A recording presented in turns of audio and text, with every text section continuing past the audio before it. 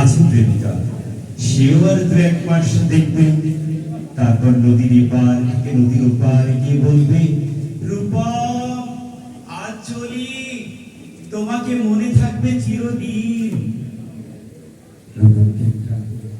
চাকরি, যে কোনো কাজ, পিউনির কাজ হলেও চলবে। তোমার বাবা ফোন করলেন, ফোনের অন্য প্রান্তে যারা কথা বলে তাদের যেহেতু দেখা যায় না, সুতরাং তারা কেউ। তোমার বাবু মামাকে বললেন, কুকুরের একটা চাকরি দরকার। মামা বললেন কাকাকে, কাকা বললেন জ্যাঠাকে, জ্যাঠা বললেন বাতাসকে।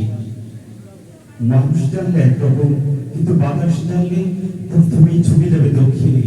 সে বলবে দক্ষিণের অরণ্যকে। অরণ্য ছুটেছেন নদীর দিকে, নদী উপকূলে আশ্রয় পড়ল, আর সমুদ্র হিমাচল বলে উঠল, রূপমকে একটা চাকরি দাও। এমএ পাশ করে বসে আছে ছেলেটা। কয়েকদিন বাদের ঘটনা, পাড়ার গলিতে হাঁটছিলাম, হঠাৎ পাড়ার মোড়ে 7-8 জনে জটলা দেখে থমকে দাঁড়ালাম। গিয়ে দেখি জল থেকে সদ্য তুলে আনা রূপমের মৃত বডি, সবুজে ঘাস, খড়কুটো, আর হাতে একটা 1 টাকার কয়েন। পাবলিক বুথ থেকে কাউকে ফোন করবে ভেবেছিল রূপম। সারা গায়ে সবুজে ঘাস, খড়কুটো, না ঘাস নয়, অক্ষর।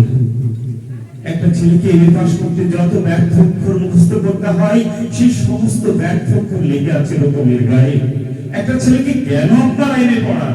কোন আল্লাহকে আটখানা হয়ে বিশ্ববিদ্যালয়ে বানিয়েছেন? তুলে দিন, তুলে দিন।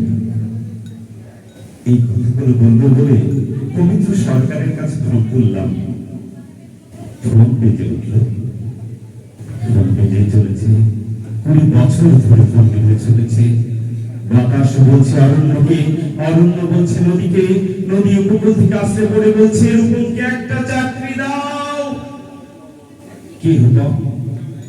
রূপম আচার্য, বয়স 26, বাঁদিকের গালে একটা কাটা দাগ আছে। ধন্যবাদ, ধন্যবাদ।